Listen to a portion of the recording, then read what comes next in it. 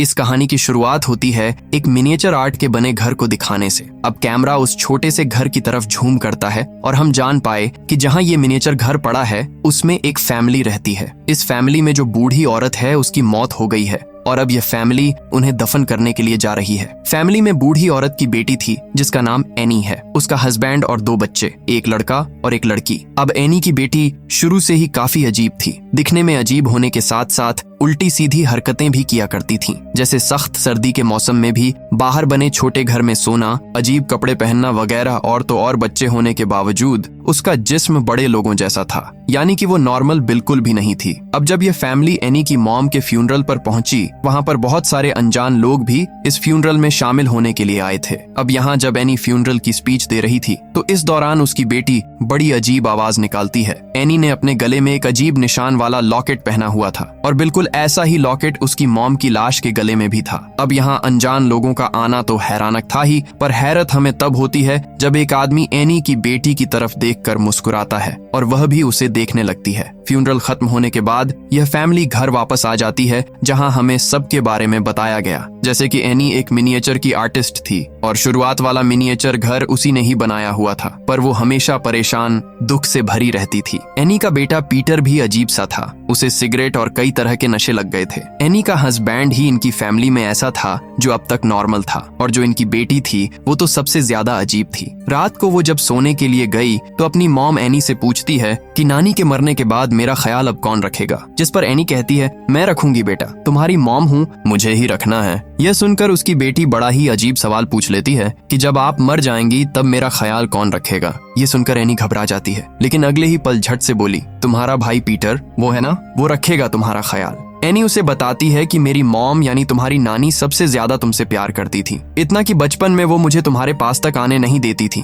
और खुद ही तुम्हें दूध पिलाती थी। इस पर उसकी बेटी जवाब देती है, पर नानी को तो लड़का चाहिए था, पर मैं पैदा हो गई तो प्यार वो मुझे मजबूरी में ही करती थी। अपनी बेटी को सुलाने के बाद एनी अपनी मॉम का सामान चेक करने लगती है, जिसमें से उसे एक नोट मिला। उसमें एनी की मॉम उसे माफी मांगकर कह रही थी कि तुम सबकी कुर्बानी दी जाएगी जो बहुत ही कीमती होगी और इसके बदले में तुम्हें इनाम भी दिया जाएगा। उसकी मॉम के ये कहने का मकसद एनी को एक मैसेज देने का था। अगले दिन एनी की बेटी जब क्लास में बैठी थी तो अचानक एक परिंदा खिड़की से आकर जोर से टकराया, जिससे उसकी मौत हो गई। इसी क्लास में एक कैंची पड़ी थी, जिसे ले जाकर एनी की बेटी उस मरे हुए परिंदे का गला काट देती है। अब उसका गला काटने के बाद एनी की बेटी उसका सर अपने पास ही जेब में रख लेती है और जब वो घर जा रही थी तो हम दूसरी साइड पर एक औरत को खड़ा हुआ देखते हैं जो लगातार एनी की बेटी को ही देखे जा रही थी। अब ये फैमिली एनी की मॉम के कमरे को बंद करने का फैसला करते हैं, लेकिन उससे पहले हमें कमरा दिखाया गया जिसके अंदर बहुत सारे शैतानी रिचुअल यानी जादू के निशान बने हुए थे, जो डीमन यानी शैतान और काले जादू की तरफ इशारा कर रहे थे।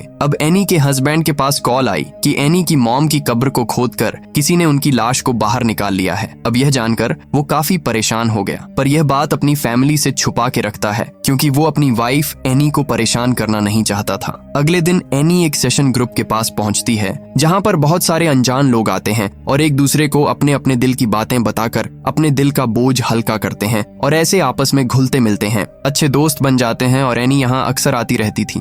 यहाँ वो अपनी मॉम के बारे में बड़ी अजीबोगरीब बातें बताती है। वो बताने लगी कि मेरी मॉम थोड़ी पागल सी थी, वो मेरे भाई के अंदर किसी और को डालना चाहती थी, पर इस सब से परेशान होकर मेरे भाई ने अपनी जान ले ली। उसके बाद अचानक किसी वजह से मेरे डैड की भी मौत हो गई। इसके अलावा मेरी मॉम इतनी अजीब थी कि पता नहीं कैसे वो लोगों को अपने कंट्रोल में कर सकती थी। उनके पास एक अजीब सी ताकत थी जिसके जरिए वो मेल से आदमियों में कोई ऐसी चीज डालती थी जिससे वो मेरी मॉम के कंट्रोल में आ जाया करती थी। इसलिए जब मेरा बेटा पीटर पैदा हुआ तो उसे मैंने अपनी मॉम के पास जाने नहीं दिया, लेकिन फिर जब मेरी बेटी पैदा हुई तो क्योंकि वो लड़की थी तो उसे मैंने मेरी मॉम के पास जाने की इजाजत दे रखी थी। और शायद यही वजह है कि आज वो मेरी बेटी इतनी अजीब सी है, नॉर्मल नहीं लगती। अब एनी की बेटी जो अपने कमरे में थी तो अचानक उसके पास अजीब तेज रोशनी आई जो उसे एक मैदान की तरफ इशारा कर रही थी। और जब एनी की बेटी मैदान में गई तो वहाँ एक आदमी आग के बीच में बैठा हुआ था। उसे देखने से लग रहा था जिसे वो कोई शैतानी रिचुअल जादू कर रहा हो। उसकी बेटी बड़े गौर से उसे देख ही रही थी कि तभी यहाँ एनी आ गई जो खींचकर अपनी बेटी को अपने साथ अंदर ले जाती है।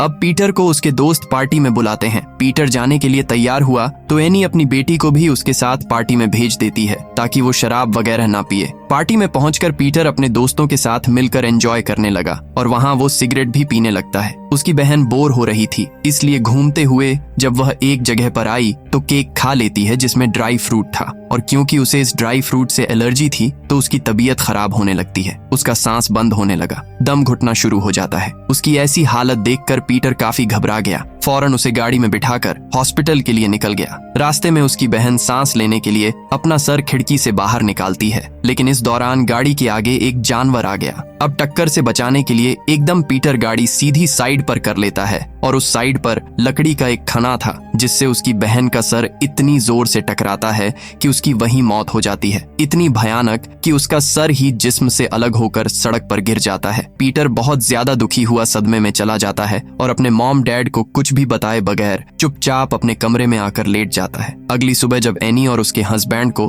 अपनी बेटी की मौत का पता चला तो दोनों बहुत दुखी हुई। एनी तो फूट फूट कर रो रही थी। उसके फ्यूनरल तक हम उसे रोता हुआ ही देखते हैं क्योंकि इस सदमे से वह बाहर नहीं आ पा रही थी। इस हादसे के बाद ही फैमिली का बर्ताव एक दूसरे के साथ काफी अजीब हो गया। कोई भी एक दूसरे को बुला नहीं रहा था, बस चुपचाप ही रहती है। इस गम से उभरने के लिए एनी दोबारा से उस सेशन ग्रुप में जाने का फैसला करती है, लेकिन क्योंकि उसकी हालत ठीक नहीं थी तो वो इसके लिए हिम्मत नहीं कर पा रही थी, पर फिर भी जाने का ठान लेती है। गाड़ी में बैठकर वो निकलने ही वाली थी कि तभी अचानक वहाँ एक औरत आ गई जो एनी को कहती है कि मैं आपकी पड़ोसन हूँ, आपके घर से कुछ ही दूरी पर रहती हूँ। मुझे आपकी बेटी की मौत का पता चला कि छोटी ही उम्र में वो अचानक ही गुजर गई। बहुत अफसोस हुआ सुनकर, लेकिन मैं आपको एक बात बताऊं, हाल ही में मेरे बेटे और पोते की पानी में डूबने की वजह से मौत हो गई है। मैं समझ सकती हूँ तुम्हारा दुख क्योंकि मैं भी इस सदमे से गुजरी हूँ, लेकिन इस गम से तुम्हें बाहर निकालने में मैं तुम्हारी मदद कर सकती हूँ। ये बोलकर वो एनी को अपने घर का एड्रेस देती है और वहाँ से चली जाती है।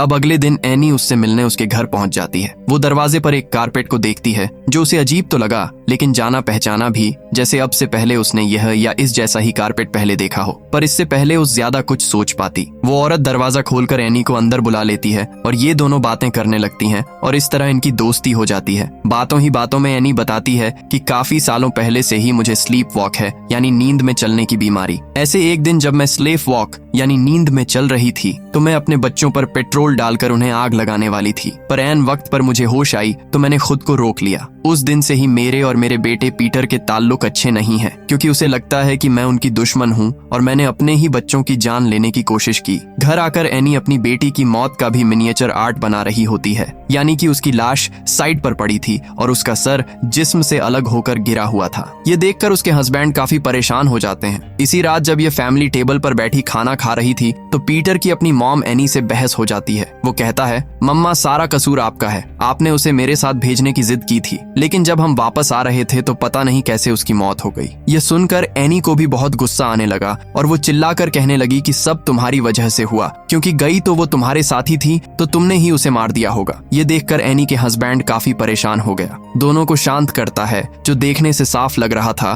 कि अब इस फैमिली की दूरियां बढ़ती जा रही हैं और यह लोग आपस में टूट रहे हैं। अब अगले दिन जब एनी एक स्टोर में शॉपिंग कर रही थी तो वहाँ उसे वह औरत यानी पड़ोसन दोबारा मिलती है और एनी को बताती है कि हाल ही में मैंने एक रिचुअल यानी जादू का प्रोसेस करके अपने मरे हुए पोते की आत्मा से राब्ता किया। ये बताकर वो एनी को काफी मिन्नतें करके अपने घर ले जाती है और वो प्रोसेस करके सच में अपने पोते की आत्मा से बात करके दिखाती है। अब ये प्रोसेस एनी को जरा पसंद नहीं आया क्योंकि इससे वो डिस्टर्ब हो रही थी, पर वो औरत बहुत चालाक थी। एनी को सलाह देती है कि ऐसा करो, तुम भी अपनी बेटी की आत्मा से बात करने की कोशिश करो, उसे बुलाओ यहाँ, तुम्हें ज्यादा कुछ नहीं करना पड़ेगा, बस उसकी एक चीज लो, कुछ मंत्र पढ़ो और बस तुम्हारा आत्मा से राब्ता बन जाएगा। इसी रात एनी स्लीप वॉक करते हुए पीटर के कमरे में जा पहुंची, जहां उसे पीटर के चेहरे पर बहुत सारी बारीक चींटियां दिखती हैं जो उसकी आंखों, मुंह और नाक में घुस रही थी। यहाँ पता चला कि एनी सच में स्लीप वॉक नहीं कर रही, बल्कि ये सब वो सपना देख रही थी और सपने में ही वो स्लीप वॉक करके यहाँ आई थी। अब इस सपने में पीटर अपनी मॉम से पूछता है कि आपको मुझसे क्या मसला है, क्यों हर वक्त अब मेरे पीछे पड़ी रहती है, जिस पर एनी जवाब देती है कि तुम मुझे कभी चाहिए ही नहीं थी, मैं तुम्हें पैदा ही करना नहीं चाह रही थी, वो तो मेरी मॉम ने मिन्नतें करके तुम्हें पैदा करवाया क्योंकि उन्हें एक लड़का चाहिए था। यहाँ तक कि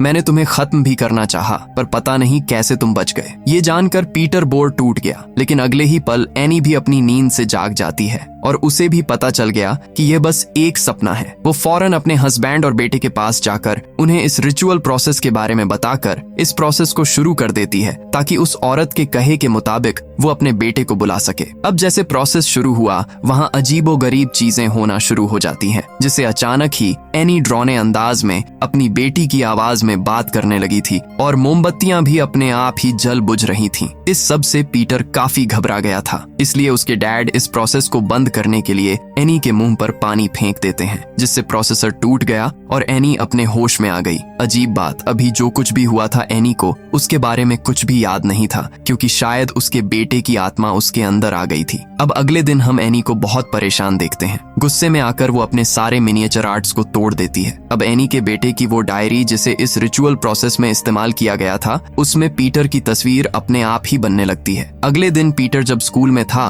तो वो शीशे में खुद को देखता है, जहाँ उसका असल और अक्स यानी परछाई एक दूसरे के बिल्कुल उल्ट थी। यानी असल में उसके एक्सप्रेशंस कुल सीरियस परेशानी वाले थे, जबकि उसकी परछाई में वो काफी खुश नजर आ रहा था। उसके चेहरे पर मुस्कुराहट थी। एनी अपनी बेटी की उस डायरी को आग लगाकर जलाने की कोशिश करती है, लेकिन जहां पहले तो डायरी को आग लग ही नहीं रही थी, पर जब लगी तो एनी को भी आग लग रही थी, जिस वजह से उसे डायरी की आग बुझानी पड़ती है। अब एनी इन सारी चीजों से बड़ी कंफ्यूज हो गई थी। उसके दिमाग में कई सारे सवाल थे जिनका जवाब पाने के लिए वो पड़ोसन के घर जाती है, जहां उसे पड़ोसन तो नहीं मिलती, लेकिन काले जादू का सामान पड़ा हुआ था और वहां पीटर की तस्वीर भी रखी हुई थी और यह रिचुअल काला जादू उसकी तस्वीर पर ही किया जा रहा था। अब जब वो दोबारा से दरवाजे वाली कालीन पर गौर करती है तो उसे याद आता है कि बिल्कुल इस तरह की कालीन तो मेरी मॉम के पास भी थी। वो जल्दी से भागकर अपने घर आई और अपनी मॉम का सामान चेक करने लगती है, जहां उसे बिल्कुल वैसा ही कालीन मिलता है और इसी डिजाइन में कई सारे और कालीन भी, और यह भी किसी जादू के निशानों की तरफ इशारा कर रही थी। उसे शक हुआ, इसलिए वो तस्वीरों वाली एल्बम को देखती है जिसमें उसे अपनी मॉम के साथ ये पड़ोसन औरत दिखती है। और यहाँ यह बात साफ हो गई कि औरत शुरू से ही एनी की मॉम के इशारों पर काम करती थी और अब उसकी मॉम के गुजर जाने के बाद वो बड़ी चालाकी से एनी को बसाकर उसे रिचुअल करवा रही थी अपने किसी मकसद को पाने के लिए। अपनी मॉम के सामान में एनी को एक ऐसी किताब भी मिलती है जिसमें आत्माओं, डेमन, शैतानों माने जाने के बारे में लिखा गया था। उसे पढ़कर एनी को पता चल जाता है कि असल में ये सब कुछ क्यों किया जा रहा था, यानी वो रिचुअल क्यों करवा रही थी। तो दरअसल ये सब कुछ हेल के डीमन बेमोन के लिए किया जा रहा था। ये सब करके वो बेमोन को इंसानी जिस्म दिलवाना चाह रही थी जो किसी भी आदमी का हो सकता है। अब एनी कीमो ऐसा इसलिए कर रही थी क्योंकि वो एक शैतानी ग्रुप का हिस्सा थी जो सब डीमन डेमोन की पूजा करती थी। उसे ही अपना गॉड समझती थी क्योंकि डीमन डेमोन बहुत ही ताकतवर है। वो हेल यानी जहन्नुम का एक किंग है जो वहाँ के 8 राजाओं में से एक है। इसे इस तरह का गॉड भी कहा जाता है जो लोगों को परेशान करता है, उनके साथ शरारतें करता है और वो उसे जिस्म में जाना पसंद करता है जो सबसे ज्यादा कमजोर हो। उसे किसी इंसान के अंदर भेजने और फिर बाहर निकालने के लिए कुछ रिचुअल वगैरह करने होते हैं, लेकिन क्योंकि उनकी हरकतों से एनी को उन पर शक हो गया था, इसलिए वो अपने बेटे पीटर को उनके पास जाने नहीं देती थी। इसलिए पीटर में वो डाल नहीं पा रही थी। अब हालांकि पीमोन एक मेल डीमन है और जिस्म भी उसे मेल का ही चाहिए था, पर कोई ना होने पर एनी की मॉम ने उसे एनी की बेटी के अंदर ही डाल दिया। यही वजह है कि वो इतनी अजीब थी और अपनी मॉम को कह रही थी कि नानी को लड़का चाहिए था क्योंकि उसके जिस्म में ही डाला जाना था। तब उन्होंने असल टारगेट बनाया एनी की बेटी पीटर को, इसलिए मरने से पहले ही उन्होंने एक जबरदस्त प्लान बनाया जिसमें आज तक उनकी दोस्त यानी वो पड़ोसन औरत उनका साथ दे रही थी। वो पड़ोसन औरत जानबूझकर एनी से दोस्ती करना चाह रही थी क्योंकि उनके कल्ट का जो प्लान था उसे कैसे भी करके इन्हें पूरा करना था। यानी पेमोन की आत्मा को पेट के अंदर डालकर ये सारी बातें जानने के बाद एनी अपने घर की 80 यानी ऊपर वाला छोटा कमरा चेक करती है, जहां उसे अपनी मॉम की लाश दिखती है जो गल सड़ रही थी और तो और उसका सर भी नहीं था। अब जैसा कि हमें पता चला था कि एनी की मॉम की लाश को उनकी कब्र से चोरी कर लिया गया था, तो यहाँ इस बात का खुलासा हुआ कि लाश को असल में उनके गर्द के लोगों ने ही निकाला था। अगले दिन पीटर जब क्लास में बैठा था तो उसे भी अजीब तरह की आवाज सुनाई दे गई, जिसके साथ ही उसका जिस्म अकड़ गया। उसे पता नहीं क्या हुआ और वो अपना सर जोर से टेबल पर देकर मारता है, जिससे उसकी नाक जख्मी हो गई, उसका खून निकलने लगा। फिर वो यह सब करने के बाद अजीब तरह से बौखला गया, इतना डर गया कि नीचे गिर जाता है। बेहद घबराया हुआ था उसकी ऐसी हालत देखकर क्लास के बाकी बच्चे भी बहुत डर जाते हैं। फिर उसके डैड स्कूल आकर पीटर को वापस घर ले आते हैं। उसकी नाक को जख्मी देखकर एनी को भी बहुत बुरा लगता है। एनी अपने हस्बैंड को अपनी मॉम, बेल्ट और डिमन पे मून से जुड़ी सारी बातें बता देती है, पर उसे इन बातों पर यकीन नहीं आता। अब वो सोचता है कि जरूर इसका जहनी तवाजुन खराब हो गया है, ये पागल हो रही है जब ये ऐसी बातें कर रही है। अब एनी अपने हस्बैंड को बार बार मनाने की कोशिश करती है कि प्लीज हमारी बेटी की डायरी जला देती है, क्योंकि उस डीमन से जुड़े होने का वही एक जरिया है, तो उसके जलते ही सब ठीक हो जाएगा। पर उसका हस्बैंड इसके लिए मना कर देता है, क्योंकि जाहिर है ऐसा करने से एनी भी जल जाती है। पर उसकी बात सुने बगैर एनी खुद ही डेयरी को आग में फेंक देती है, जिससे अब की बार एनी को आग लगने की बजाय उसके हस्बैंड को लग जाती है, जो काफी बुझाने के बाद भी नहीं बुझ रही थी और बढ़ती ही जा रही थी, और इस तरह जलकर उनकी मौत हो जाती है। पीटर को भी होश आ गई थी, और जब वो देखता है कि मेरे डैड के जलने से मौत हो गई तो वो बहुत दुखी हो जाता है। अब तभी अचानक एनिको को छोड़ता है और वो पीटर को मारने के लिए पागलों की तरह उसके पीछे पड़ जाती है। दरअसल अब डीमन पेमोन ने एनी को पोजेस्ट कर लिया था और अब उसके जिस्म में आकर उसे कंट्रोल कर रहा था। यह देखकर पीटर काफी डर जाता है और अपनी जान बचाने के लिए वहां से भागा और एटिक में आकर छुप जाता है। बाहर एनी पागलों की तरह अपने कंट्रोल से बाहर होकर जोर जोर से अपना सर दरवाजे पर पटकने लगती है, जबकि एटिक में पीटर को भी अपनी नानी की लाश ग्लीस हालत में मिलती है, जिसके बाद वो अपनी मॉम को ऊपर देखता है जो अपना गला काटने वाली थी। पीटर घबरा गया, वो कांच तोड़कर जल्दी से बाहर कूद जाता है, जहां तभी एक तेज रोशनी आकर उसके जिस्म में घुस जाती है। ये रोशनी बिल्कुल वैसी ही थी जैसे उसकी बहन के आसपास भी रहती थी, जिससे हम समझ पाए कि आखिरकार डेमन पेन ने पीटर के जिस्म पर अपना कब्जा कर ही लिया और वो इसके अंदर घुस ही आया है। इसके बाद पीटर उठा और अपनी मॉम को बड़ी अजीब हालत में देखता है, यानी एनी हवा में उड़कर बाहर बने छोटे घर की तरफ जा रही थी। वो भी उस घर में आ जाता है जहां पर बहुत सारे लोग थे जो डीमन पेमोन की पूजा करती थी। वो सब पीटर के सामने झुक जाती है, क्योंकि अब उसके अंदर शैतान पेमोन जो आ गया था और वो अब उसे अपना गॉड समझ रहे थे। तभी यहाँ वो पड़ोसन औरत आई जो बहुत खुश थी, क्योंकि सालों से वह जो प्लान करके बैठे थे आज वह पूरा हो गया था। लेकिन डीमन पेमोन को जिस मिल चुका था वो भी पीटर का, जिसका वो चाहती थी, वो पीटर को एक ताज पहनाती है और उसे डीमन पेमोन कहकर बुलाने लगती है। ऐसा होते ही सारे लोग भी पेमोन पेमोन के नारे लगाने लगते हैं, क्योंकि सालों से वो जिनकी पूजा कर रहे थे आज वो उनके सामने था। पीटर के अंदर सारा ही करल्ट अपनी इस कामयाबी पर खुशी से झूम उठता है। इसी के साथ मूवी खत्म हो जाती है। अगर आपको वीडियो अच्छी लगी हो तो वीडियो को लाइक करना और चैनल को सब्सक्राइब करना मत भूलना।